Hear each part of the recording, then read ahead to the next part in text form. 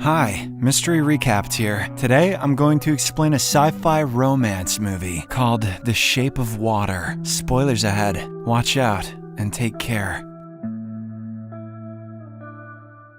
The film begins in the early 60s in Baltimore as a young, mute woman named Elisa Esposito wakes up on her couch. She has a very routine life. Every morning she prepares breakfast, takes a shower, and pleasures herself in the bathtub. Before heading to work, she always pays a visit to her neighbor, Giles. Elisa works night shift at the Upang Aerospace Research Center as a janitor alongside her friend Zelda Fuller. She is a simple girl who goes about her business and doesn't cause any trouble at work. One night, the floor manager gathers all the staff and announces that the center will soon be receiving a very important asset. He reveals that Dr. Richard Hofstetler has been appointed as the head of the biology department and will conduct several experiments on the asset. However, unbeknownst to anyone present there, Hofstetler is actually a Russian spy. Soon afterwards, the asset arrives in a pressurized tank, along with a government agent, Richard Strickland. He is a tough, uncompromising officer and quickly takes over as the center's new chief of security. The staff then gets back to their stations and resumes their usual work. Shortly after, a curious Elisa hears strange growling noises from the tank and takes a peek inside. Turns out the asset is a strange creature, which becomes agitated when she touches the tank.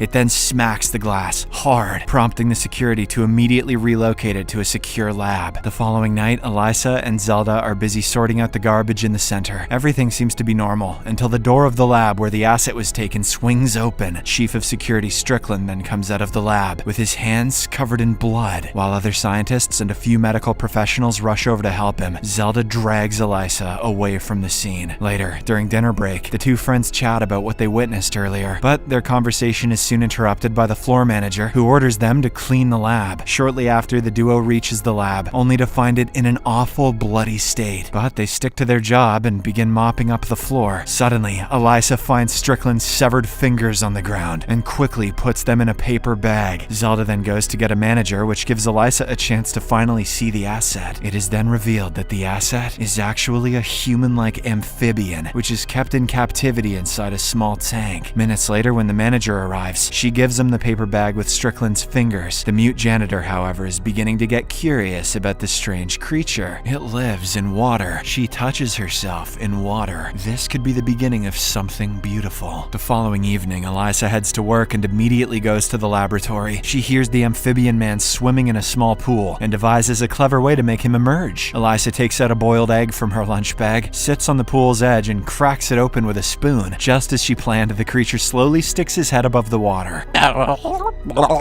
and approaches her. Elisa then puts the egg down on the edge and gestures at the amphibian man to pick it up. To her delight, he calmly grabs the egg before jumping back into the water. In the next scene, Strickland calls Zelda and Elisa into his office. He is a very shrewd man and wants to thoroughly vet all the staff working in the center. He wants to know more about them and has taken a keen interest in Elisa's past. Through his research, he has come to know that she was abandoned as a baby on the banks of a river. Strickland then notices that she has scars on her neck and asks if they have anything to do with her being mute, but Elisa gestures that she doesn't think so because she wasn't able to speak even as a child. Before they leave, Strickland tells them to keep away from the creature in the lab. It is then revealed that he captured the beast in South America and dragged it back to the US. He cautions the janitors that the creature may look similar to a human, but it is still a monster. Nonetheless, Elisa continues to be intrigued by the creature. She regularly visits the lab after the scientists have left with an excuse of cleaning the place. One evening, Elisa takes out a small record player from her bag and places it next to the pool. She then plays music for the amphibian man and serves him a single egg. If he takes the egg without surfacing, she pauses the music to make him come out. Surely enough, the amphibian man pokes his head out and grunts in irritation.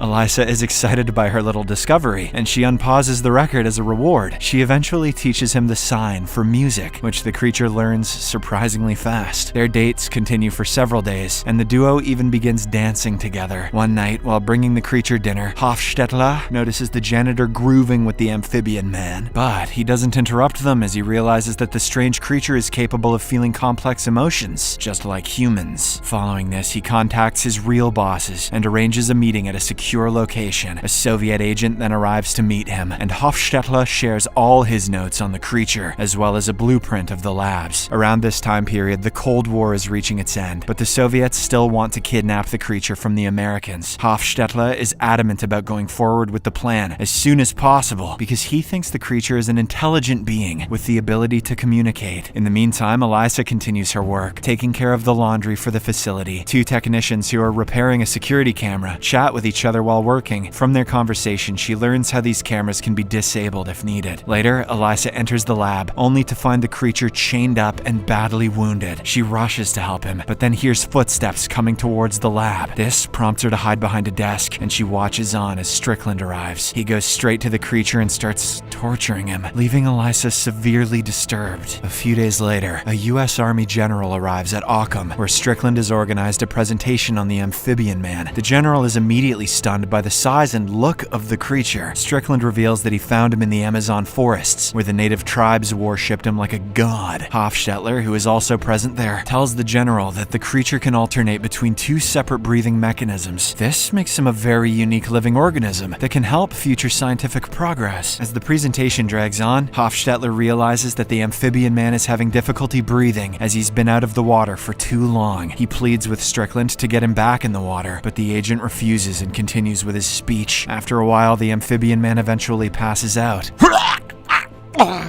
prompting the soldiers to take him into the pressure tank. Outside, Elisa hears the general talk to the scientists about his plan for the amphibian man. She cautiously follows them back to Strickland's office and overhears that the creature will soon be killed and dissected. That night, a frightened Elisa tries to acquire Giles's help to get the creature out of the facility. The middle-aged man initially laughs her off as he thinks she's joking about the amphibian man, but she is determined to help and reveals everything that she has seen at Upang. Upon hearing this, Giles eventually agrees, as he has known Elisa for a long time, and she has never lied to him. By this point, it is obvious that the mute girl loves the amphibian man. This is because he sees her the way no one has ever seen her before, as a person with no deficiencies. Meanwhile, Hofstettler meets with his associates again and informs them that the creature will soon be dissected. The Soviets fear that if the Americans are allowed to go forward with this, they might achieve a generational scientific breakthrough. Thus, the Soviet authorities order Hofstettler to disrupt the facility's power and use the distraction to kill the creature. Elsewhere, Elisa sits down with her neighbor and goes over their plan to free the creature from the lab. Giles prepares a vehicle to make it look like one of the laundry vans that do pickups from the facility. He plans to use fake documents to get to the lab by 5 a.m. As for Elisa, she has to take care of the security cameras and get the creature out in a laundry cart. But, unbeknownst to them, Hofstettler is preparing a poison to kill the creature. He is clearly unhappy about it, but knows there is no other option. That night, after almost everyone has gone home, Hofstettler goes to the office of the chief of security. There, he meets Strickland and makes a final plea not to kill the magnificent creature, but the latter refuses, and the two men break into an argument. While Strickland is distracted by the quarrel, Hofstettler sees something strange in one of the monitors. He notices Elisa moving a security camera and suddenly remembers where he had seen her before. This is the same girl that he had seen dancing with the amphibian man. He realizes that she is trying to free the creature and decides to help her instead. Following this, the covert Russian spy heads to the lab where the amphibian man is kept. Elisa also arrives a few minutes later with a laundry cart. To her surprise, the scientist gives her the keys to the chains that are tied around the creature's neck. He then hands her a special mixture to put in the water to keep him alive. Furthermore, he also tells her that he'll disable the power, giving her 5 minutes to run away. Next, Elisa gets the amphibian man out of the pool, frees him, and rolls him into the cart. Outside, Giles arrives at Occam's gate, but is stopped by a security guard. Strickland also notices the van on his CCTV monitor and suspects something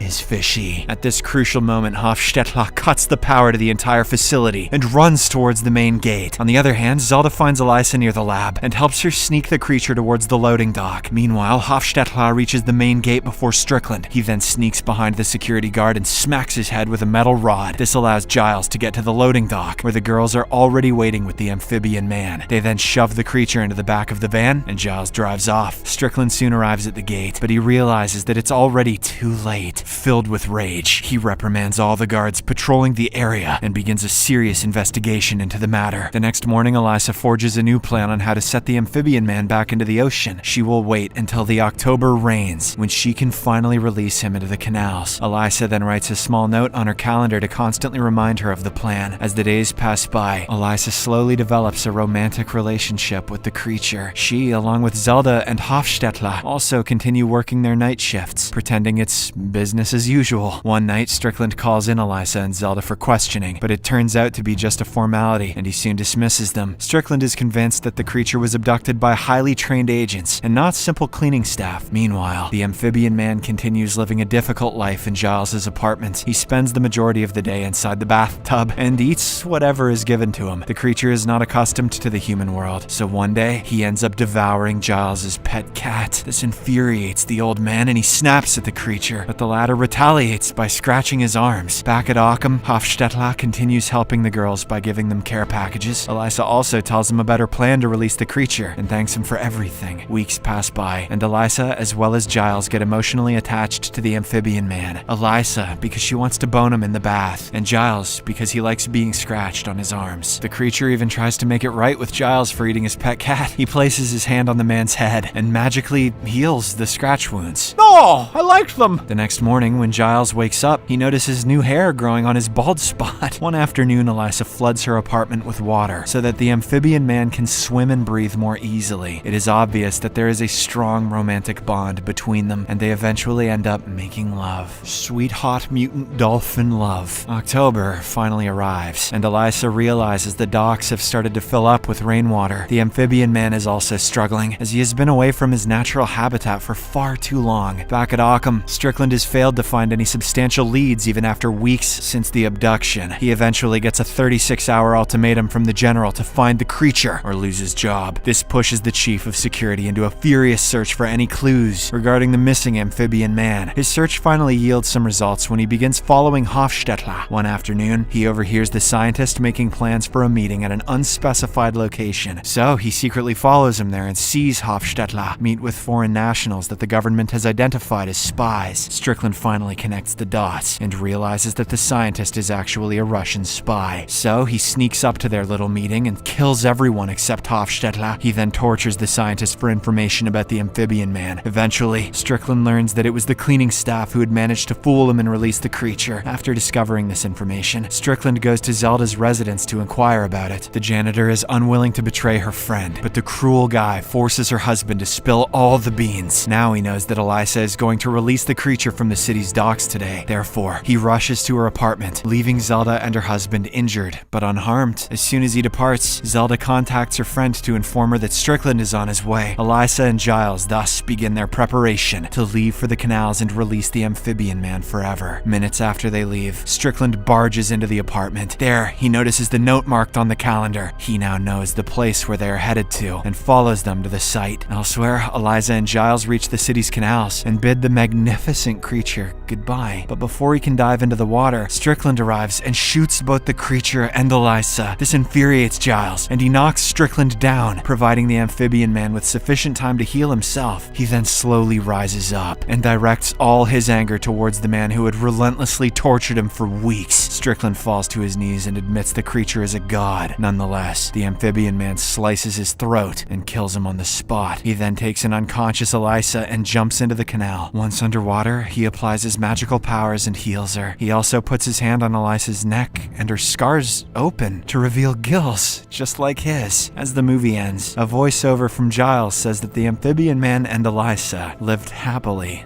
ever after. Subscribe for more videos like this, turn on notifications, and leave a like to help the channel out. Thank you for watching.